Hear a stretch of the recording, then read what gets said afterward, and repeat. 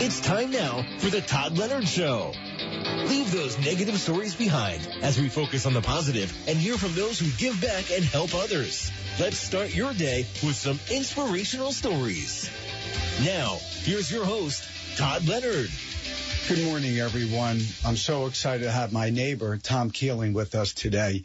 I never met Tom, but hear wonderful things about him. We were just talking before the show started about why I do the show. I look around the community, sometimes around the world, and say, who's making a difference? Who's doing the right thing when no one's looking? Who's lifting up the world? Tom Keeling is a Stanford MBA graduate, Fletcher School of Law and Diplomacy. He's an attorney. He's a heck of a nice man, too. And we're going to talk with him about the Keeling-Puri Foundation Peace Plaza that started in 2002. And we always think about those that are really doing wonderful things. Lately, everybody's focused on the negative, and that's why I love doing the show. I was telling Tom before we started, we should focus on the wonderful things. Everybody wants to talk about the bad things that go on, but guys like Tom Keeling, what he stands for, is what this show is all about. Good morning, Tom. Hey, good morning, Todd. Great to see you. Yeah. Howdy, neighbor. I know. Howdy, neighbor. I know. I was joking with Tom. My wife gave me some pointers. Don't ruin it for the Keeling family. We don't want to find out they put their house up for sale tomorrow.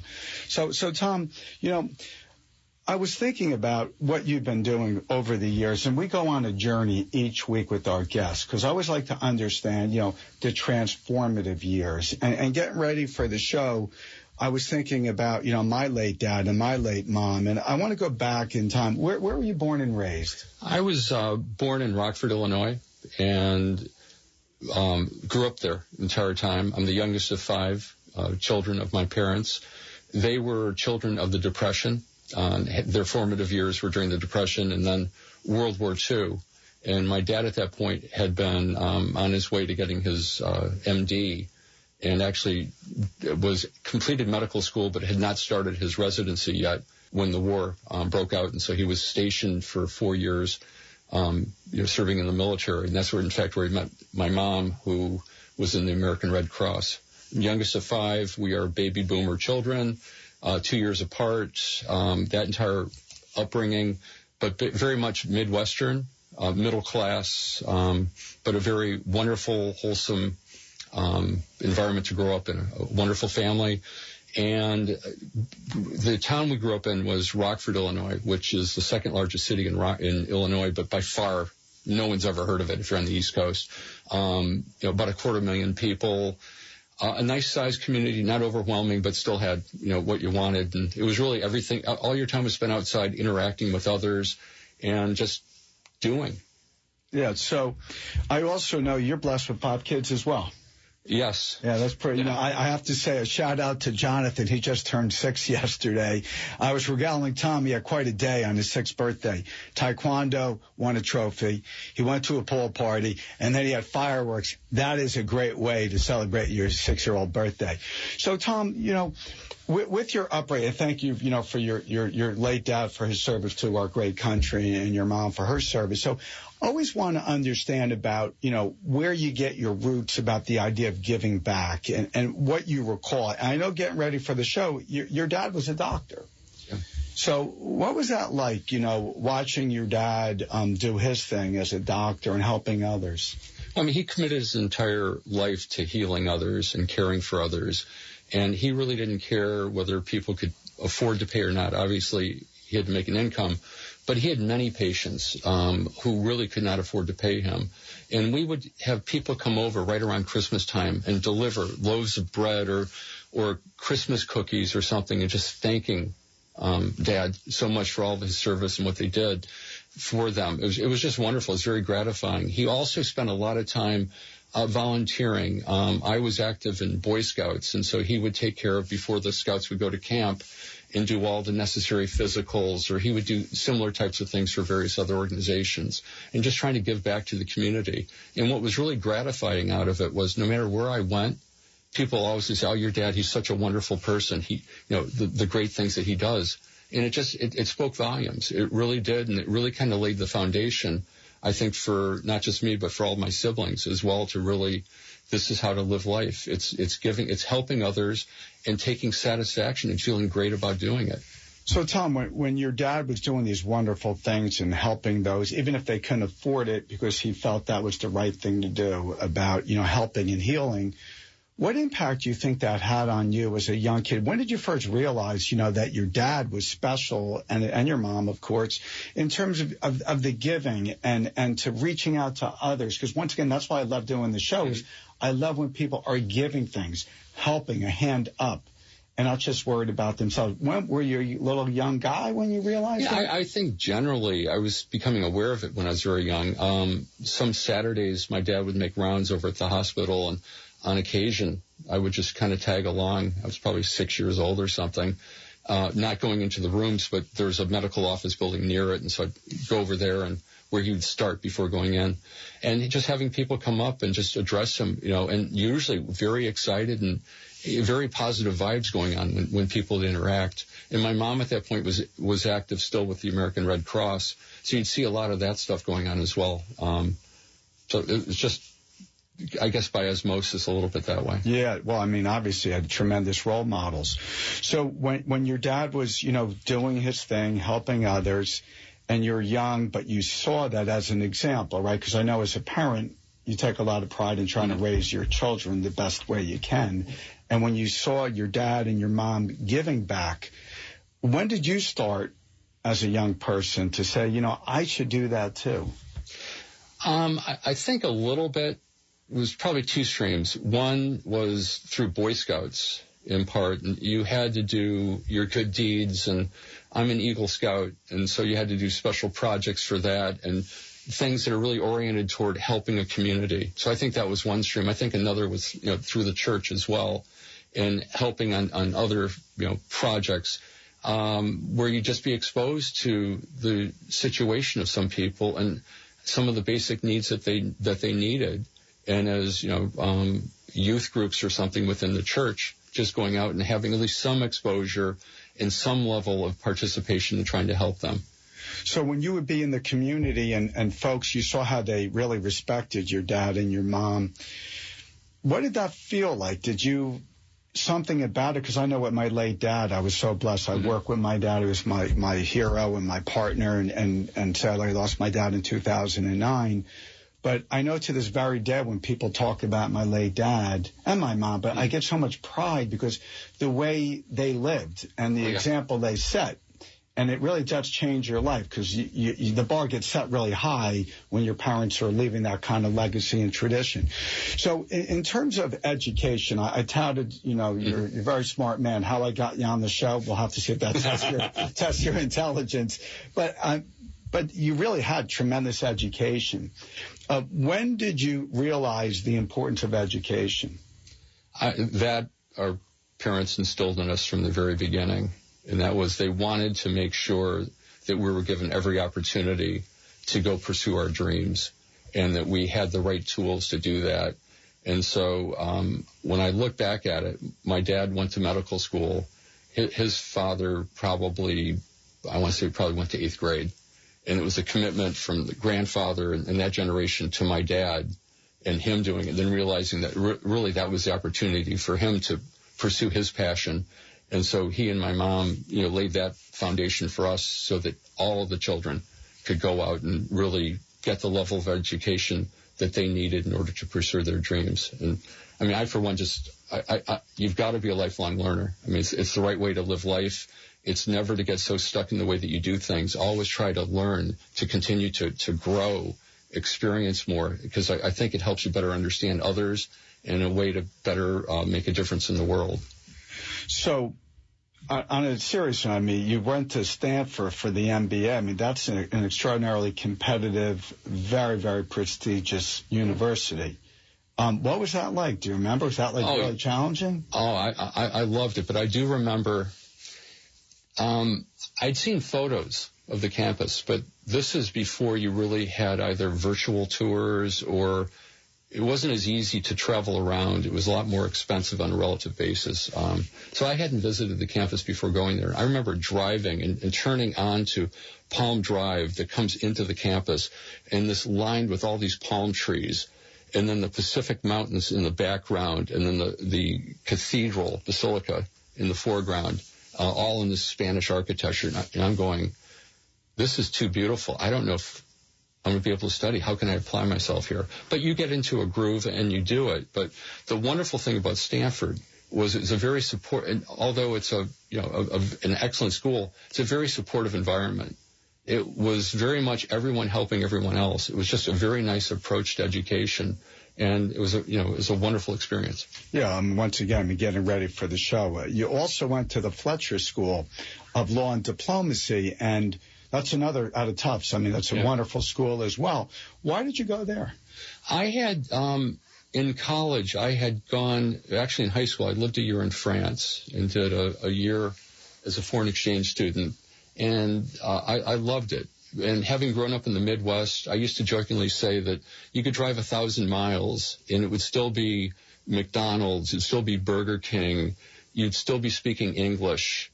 And all of a sudden I lived in a country where, an hour away, you can be in a different language, a different culture, different foods. And I found that very exciting.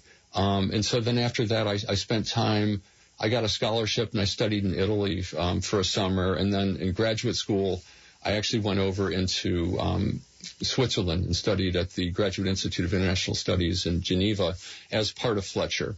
But I had this fascination with the world and going beyond what I just grew up with and what I was exposed to, and wanting to really experience and to understand others, other cultures, other languages, and how we all interconnect. And so it was just fascinating. I just wanted to explore it more. And that was going to be my dream. I was going to actually go into the American Foreign Service in the Diplomatic Corps. But then I went a different direction. But, it was where I was pursuing at that point. Yeah, I mean, everybody has paths in life. I'm also interested in terms of, you go through life and you don't know which direction you're going to go until you go kind of through it.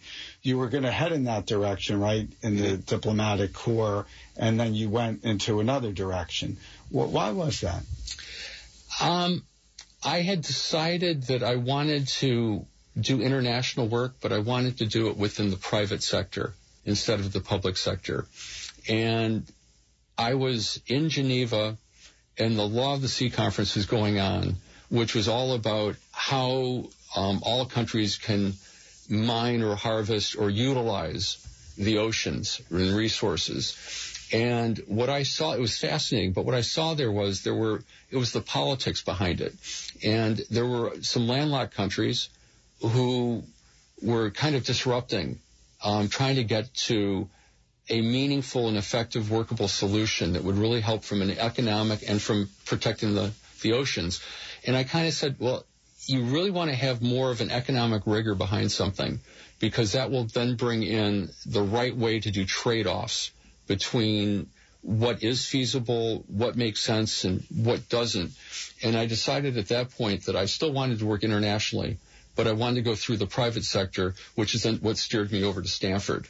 Right. To get my MBA. So I know you really adored your dad, Virgil. I know you really love it, and I'm sure you think about your dad so often. He was an accomplished doctor, but you didn't go into medicine. No. You didn't. So that's another reason why I always love to understand people's journey, because people ask me, why did I become a lawyer? My dad was my hero, and I just loved the way he conducted himself, and everybody really respected him, and I thought that was for me, and I'm proud I do that. And you went on your own path, right? You did your own thing. So one of the things that was really wonderful about you coming on today is we're going to be talking about peace. Mm-hmm. Peace and unity, and everybody really needs to respect each other.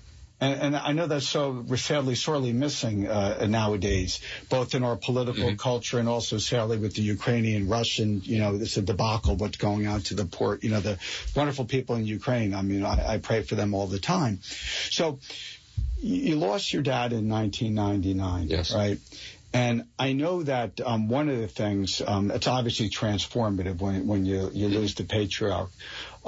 So what did your family decide? And I know there's the Puri family, and I want to talk about that, because one of the reasons why I brought you on is because this beautiful Peace Plaza, because we all need peace.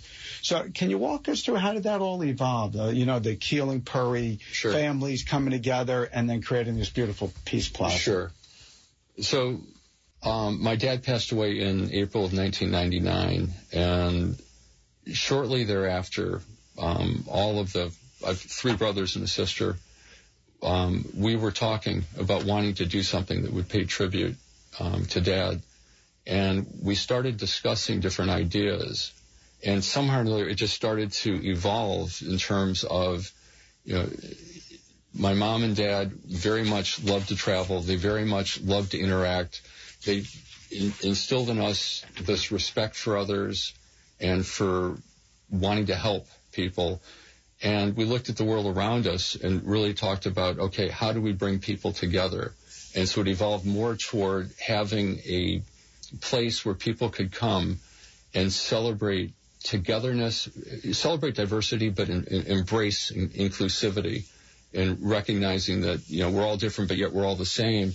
And so we wanted to do something that would really bespeak what Dad represented. And so we started to formulate this idea of a Peace Plaza. The Puris are another family who, a totally different story, but the family was as well a family that was very active in Rockford, Illinois, and in growing the community and doing good works in the community. And Sunil Puri and my brother Jim actually had done several projects together as well. And so we brought them in, or it kind of coalesced together. And then it was like, no, this is a good thing to do. The decision was to place it over by a busy road, a major thoroughfare on the east side of town, which had a bike path in front of it. And the bike path, in fact, was a project that the Puris and my brother had worked on before. And so it was kind of tying it there. There was a large space that was available.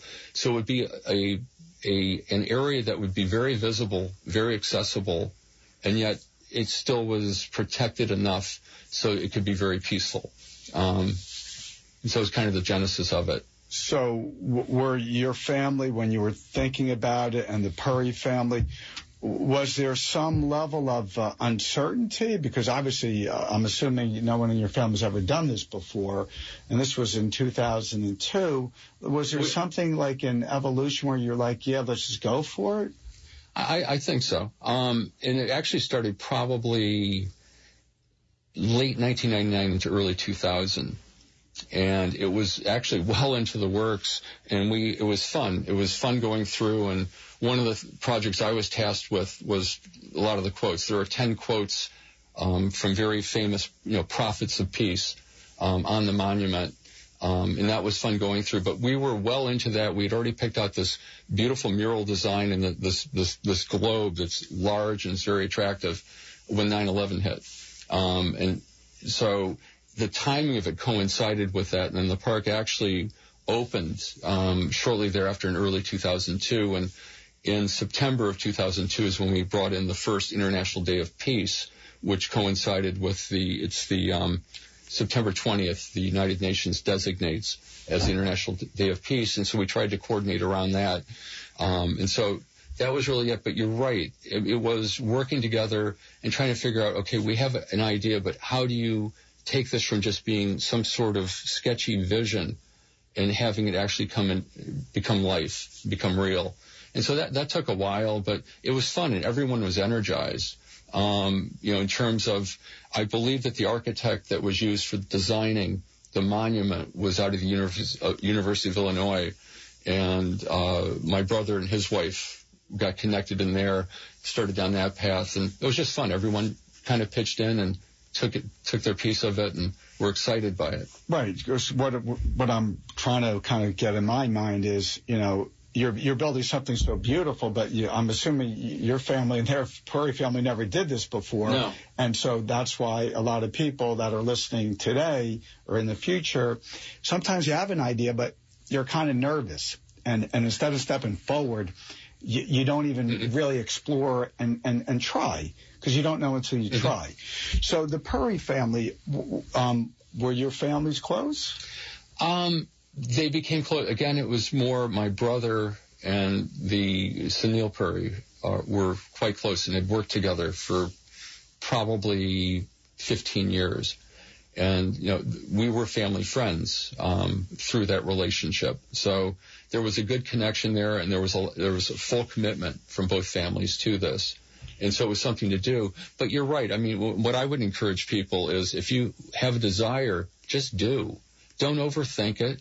Don't overreach necessarily. Just take small steps. I mean, every journey starts with the first step, and just go for it. And you'll find out by talking to others that there are other people who have similar desires or interests or want to make the same type of impact, and it starts to galvanize together. So one of the things I wanted to also explore is the Peace Plaza.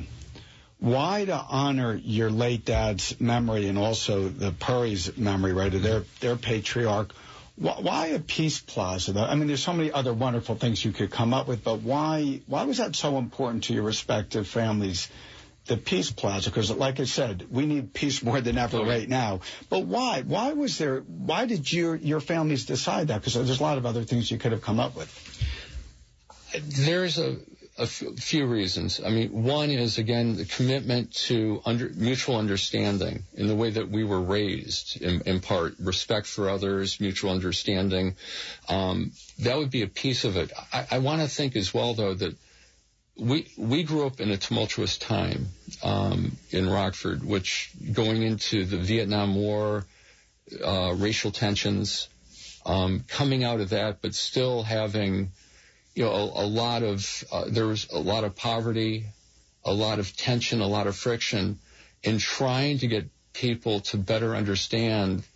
Again, we may all be different on the outside, but we're all the same, and we all have the same worth. We all have the same value, and we can all live a better life if we just take the time to respect one another and try to understand one another. And we can remove a lot of ridiculous tensions. And try to make it so that everyone can, better interact and really focus on the things that should make a difference in life, as opposed to get distracted by things that really shouldn't be there, but yet, have caused a lot of strife, a lot of conflict, and to just try to make people aware and provide an opportunity for those interactions, and so that people can get a better appreciation for it.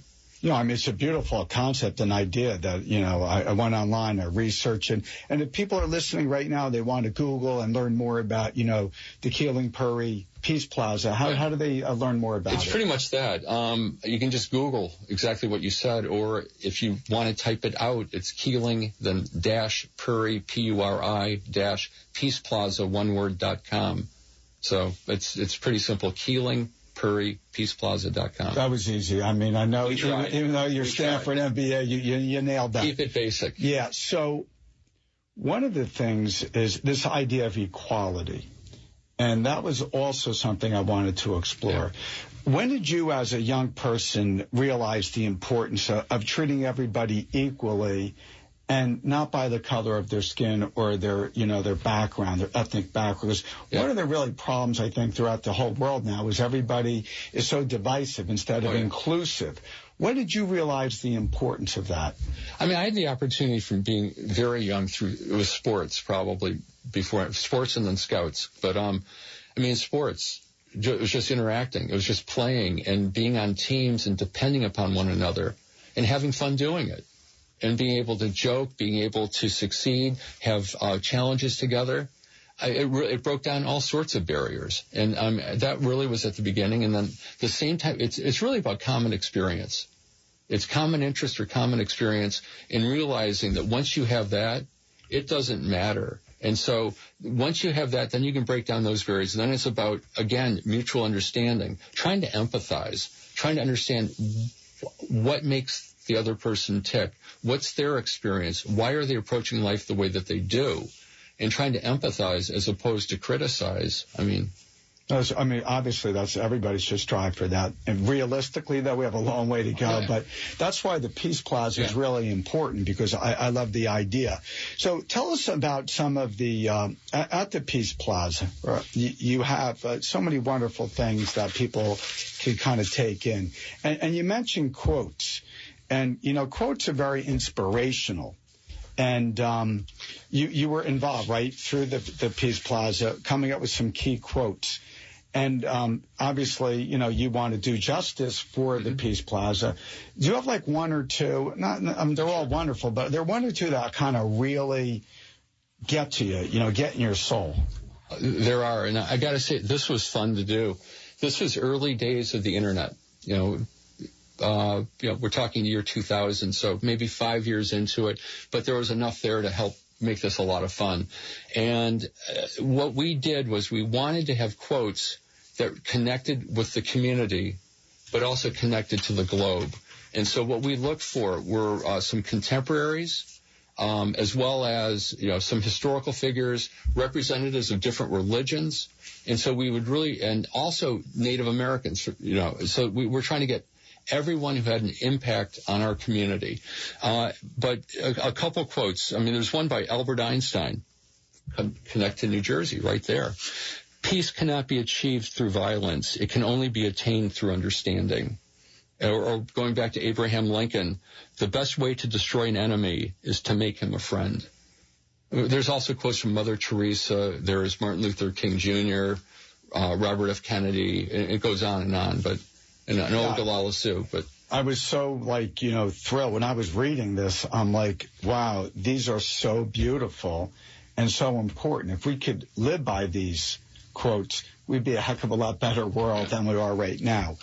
So in terms of the programs that are offered at the, you know, Keeling-Puri Peace Plaza, one of the important things I know is you want to reach out to the kids, because I do believe the kids are our future. Yeah. And, you know, as an adult and as a parent and being involved in the community, we do set examples for our kids. Why is that important to you, Tom, and your whole family? I mean, the children are our future, and children are not born with hatred. They're not born with contempt for others. They're born with genuine love, and they embrace anyone and everyone they come into contact with early on in life. It's only through life experience and others imparting or impacting them in certain ways that people change. So we felt that was very important. One of the highlights of the Peace Plaza on an annual basis has always been the International Day of Peace in September. We always scheduled it for the third or fourth Friday in September based upon how the calendar went. We would have about 1,000 students, fourth and fifth graders, come in from all parts of the community. And it was the most uplifting, gratifying experience to be part of. We would have all sorts of activities going on. One of my favorites was the Passport Center.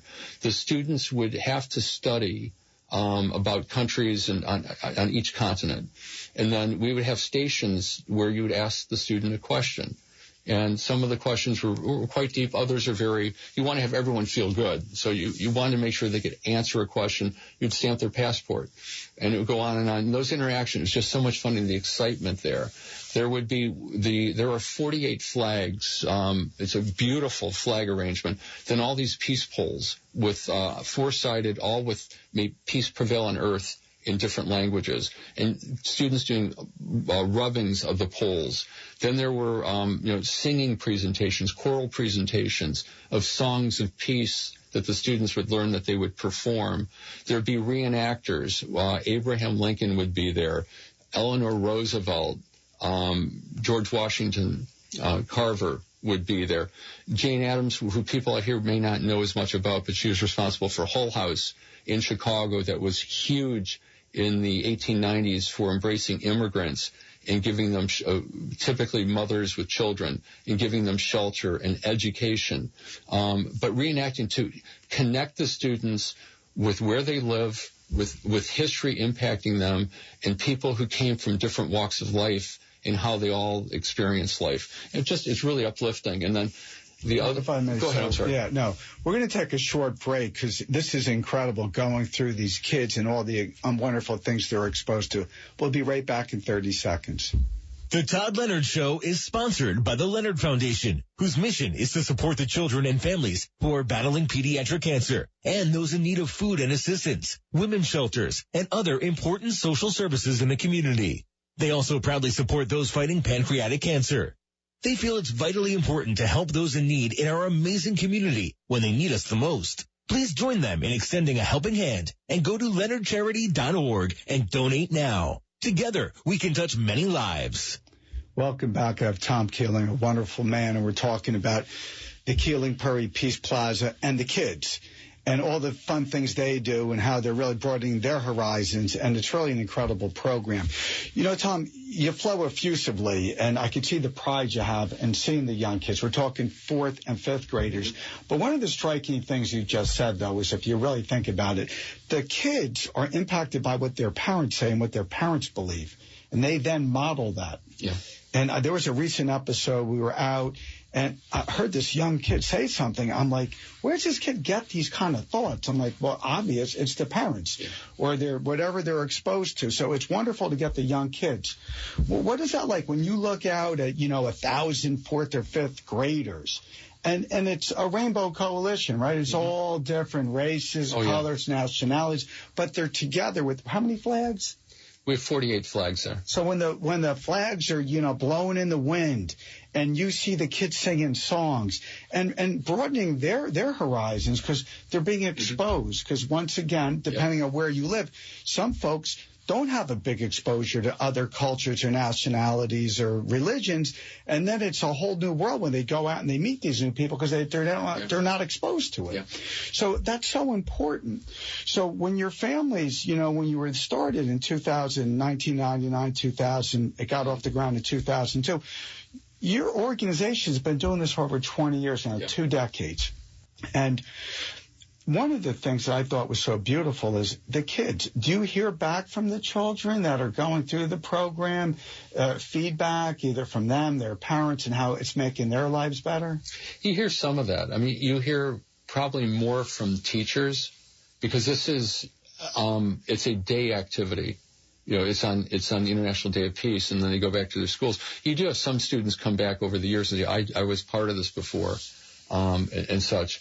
But you're really dealing more with 4th and 5th graders, and you're hoping that it makes an impact. But it's hard, because it's not like they're going through a 6-month or a year-long type of program. And it usually is, they do it 1 year, then the next class comes in the next year. But it's a lot of the teachers and talking and sharing experiences on, what the students learned and how it touched them more so than, tons and tons of the students coming back. Right. But the concept is so wonderful and beautiful to get the kids at a young age, as young as possible. Because once again, the whole idea of diversity and inclusion, it makes our country, the beauty of our country is the diversity. Oh, yeah. We have so much more in common than the differences, and people only focus on the differences rather than the commonality. And that's the beauty of our country. Yeah. It's a mixture. Yeah. You take a lot of different folks, you stir it up, and that's the beauty of our country. But when we get to very, very, we're exclusive, then we suffer as a country. Tell us about the peace poles. Will do. The peace poles are 6 foot high.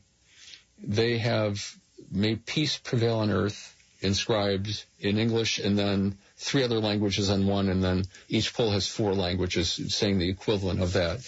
And so it's all the languages that were identified as being spoken, either from the ancestors of people in the community or by people in the community as of today. And so there are many peace poles there. And they're beautiful. They're intermixed with all the flag poles, and they're wonderful. Kids love to do rubbings of them and then take it home, whether it's in, English, French, Spanish, whether it's in, Hindi, you pick the language, Korean. It's just fun. It's a fun way to just see all the various different things, and it's a nice activity too. Why did your families decide on 48 flags? Was that symbolic of something? No, it was. It actually started at 44, and it was the all of the countries that were identified as being present in the Rockford community. And so it was tracing all of the families where they emigrated from and came in. And so that's how it was identified as being, these are the cultures, these are the nations, these are the backgrounds that have all come together as a melting pot into the community. When your dad was with you, did he emphasize the importance of peace and bringing people together? He lived it. It was more caring for others, respect for others, and wanting to help others. It was really that simple. I mean, he was a doctor, he's a healer, and he didn't care. He didn't care what color someone's skin was. He didn't care what language they spoke. He just cared that they were human and that they needed, care.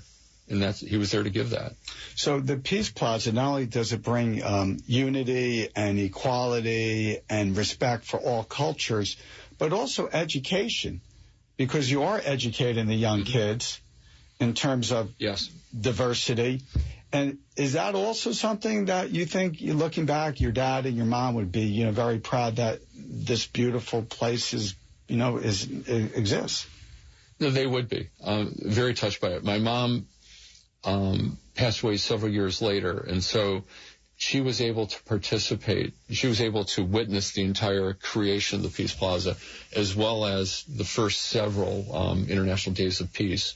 And really, it brought joy to her. It brought joy to the family. I mean, it's also helped us as a family just always stay connected, which is great as well. But the entire Peace Plaza, and you hit on it, education is an important thing. The other thing that I was just thinking of, the bicycle path that goes in front of it, part of the Day of Peace, all the students are given chalk and asked to go over and draw their image of peace. And so you get this it probably goes on half a mile, maybe more, of just this collage of different images of peace drawn by all these different students.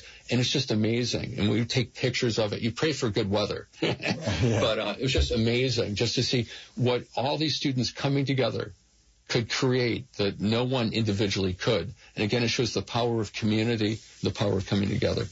So in Rockford, Illinois, what's the community's feel and reaction to this beautiful Peace Plaza? I mean, it's something that's enjoyed by the community.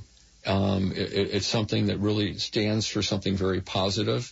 I think that the community takes pride in that. Yeah, it's a wonderful idea. I was also reading about Pennies for Peace. What's that about? Well, Pennies for Peace, and this is probably 14 years ago or so.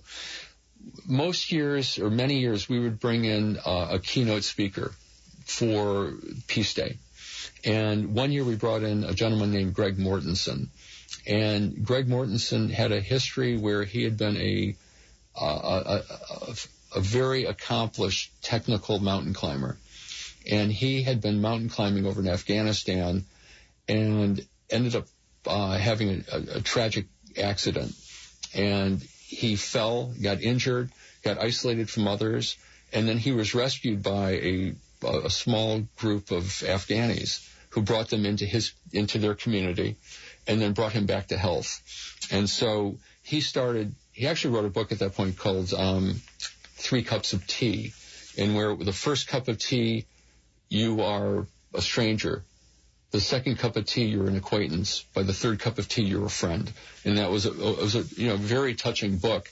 But he came in and he had started building schools in Afghanistan. And so he started this program called Pennies for Peace. And we brought it into, in fact, that year, Mendham Township participated in it, among other schools. And it was just have children bring in, coins. And then we raised enough to, I think, put in 2 schools that one year. And that was it's a program that we've supported. So that's incredible to hear that story. Talk about uplifting. You have the kids collecting money, and you're actually be able to build schools in another part of the world, and you're giving back, and you're setting examples for the whole world to follow and to watch. That's really beautiful. In terms of, the programs that are offered, you were talking about, you bring in some historical figures, they do reenactments. Mm-hmm. And that's a really cool thing, too. Do you have one that stands out in your mind, like a reenactment, and it was just, so spot on? Yeah, one year, I forgot the gentleman's name, but Abraham Lincoln. I mean, he did an incredible job of it. And he was tall like him, too, and, being adorned in 1860s dress on a very hot day. It was probably uncomfortable for him, but it was very touching the way he did it. He stayed in character the entire time, and Just great quotes. Lincoln had many great quotes. How far is Springfield, Illinois from Rockford? Probably 3.5 hours or so. Because I know Abraham Lincoln, hailed from Illinois and was obviously one of the most beloved presidents of all time for everything he stood for, especially with equality and realizing the dignity of everyone, no matter what the color of your skin. I think just so you know, he was a traveling attorney, because back in those days, you didn't just have a single office. So he did a circuit. He was based down right outside of Springfield, but he did a circuit and would go all the way up to the Wisconsin state line, which is where Rockford is. And so he actually did some fairly famous cases. His most famous case ever, and I'm forgetting the name of it, dealt with a manufacturing company from Rockford, Illinois. It was actually adjudicated in the federal district court in Cincinnati, but it was very interesting. And the other side didn't think that Lincoln would win. It was quite interesting. Yeah, I would say they probably underestimated. I believe they so. Did. Speaking of underestimating people, one of the things I also read about you, Tom, is you said something which is also really, I think, important. It's a valuable lesson for all of us. Don't judge a book by its cover.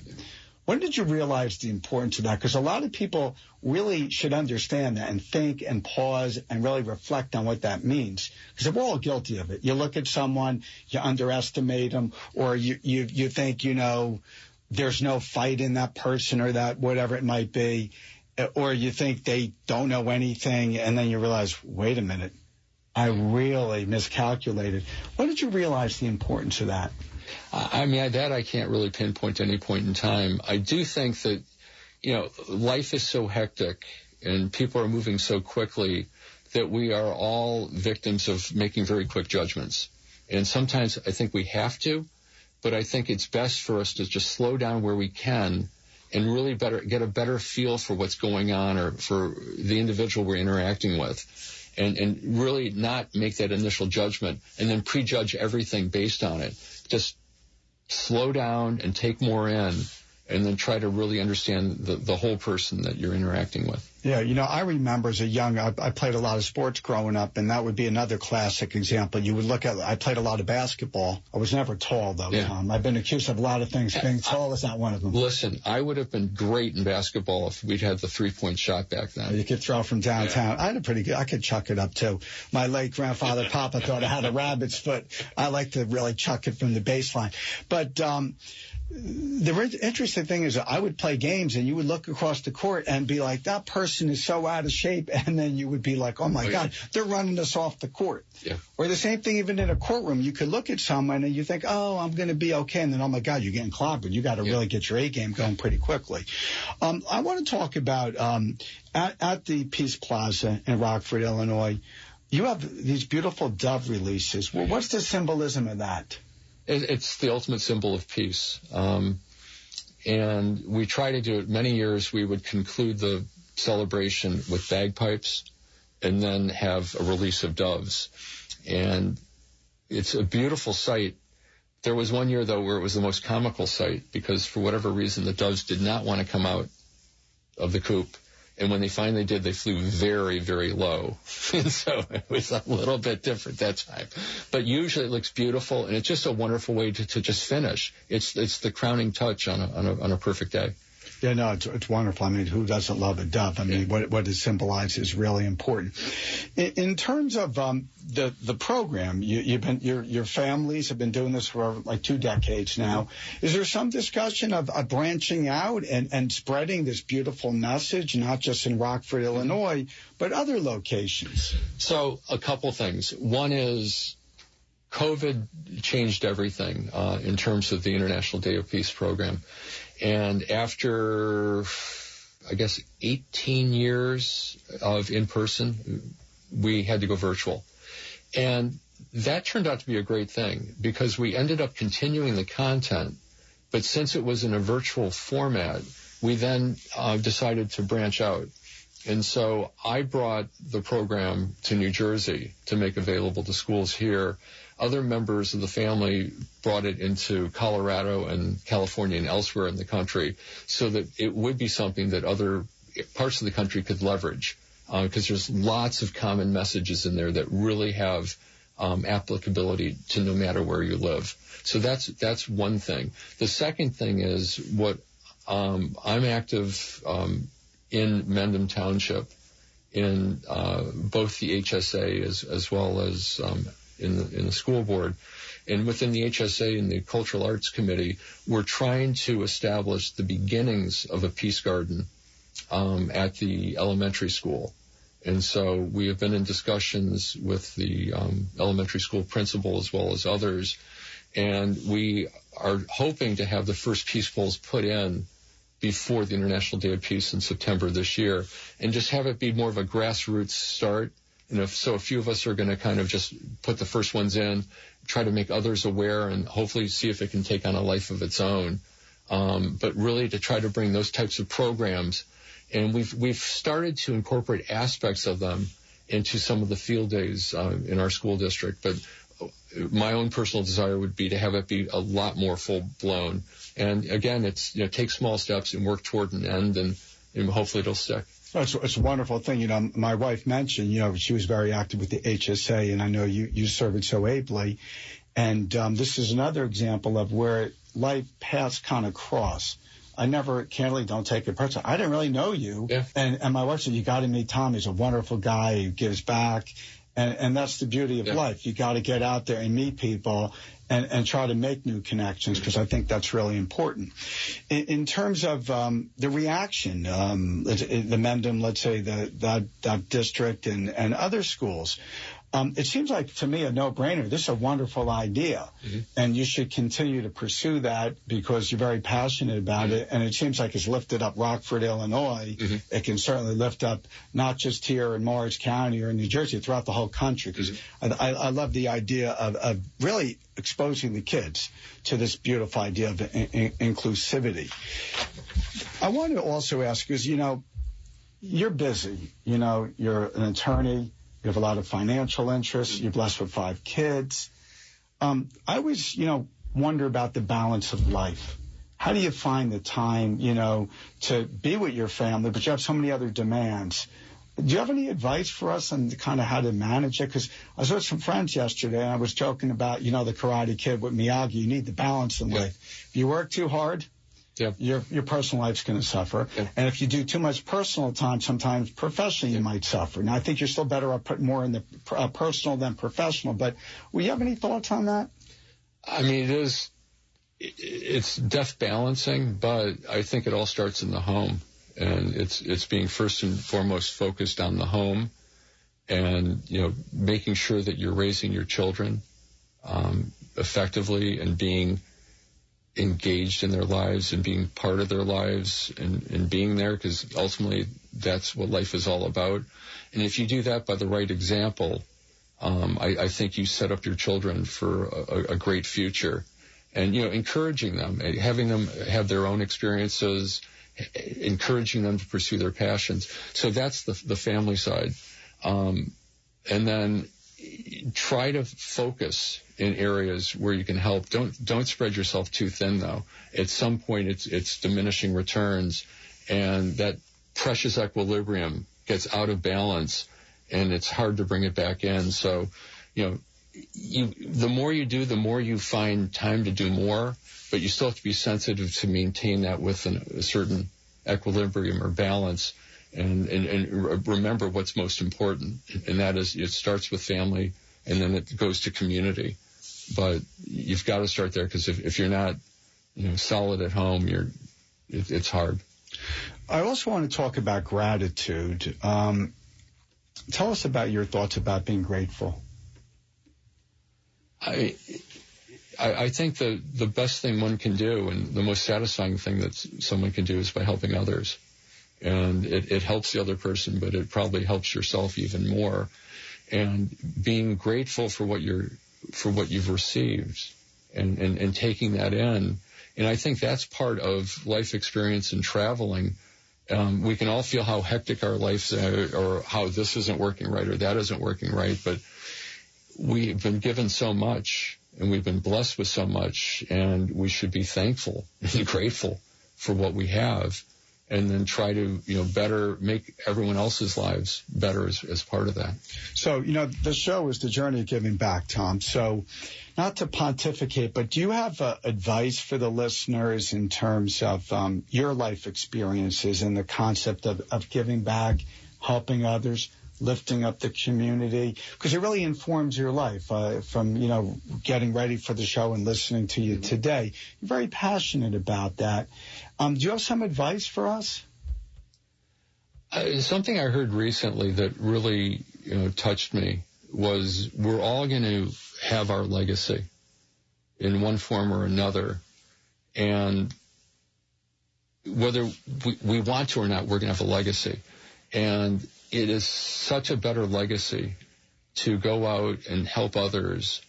And once one has passed, to have others say nice things about them, as opposed to, scathing, cutting, derogatory comments.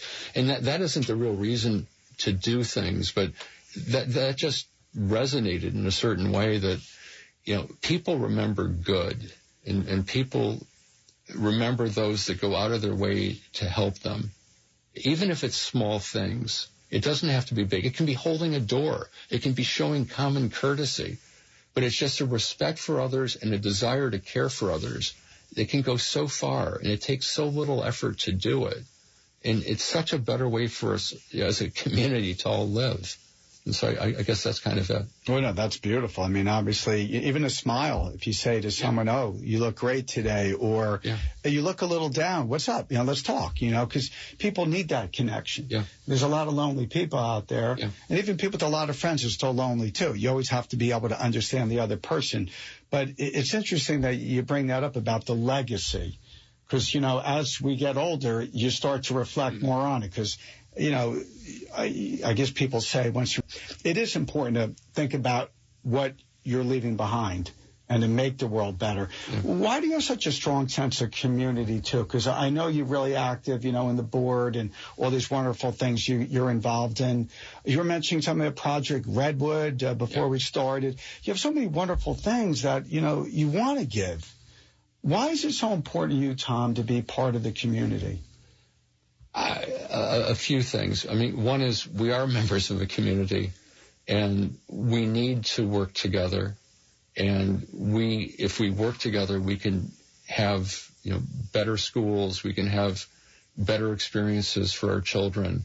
And part of it's just is simple respect. Part of it is going out and, just volunteerism and trying to make a difference. And by doing that, I think we're all better off for it.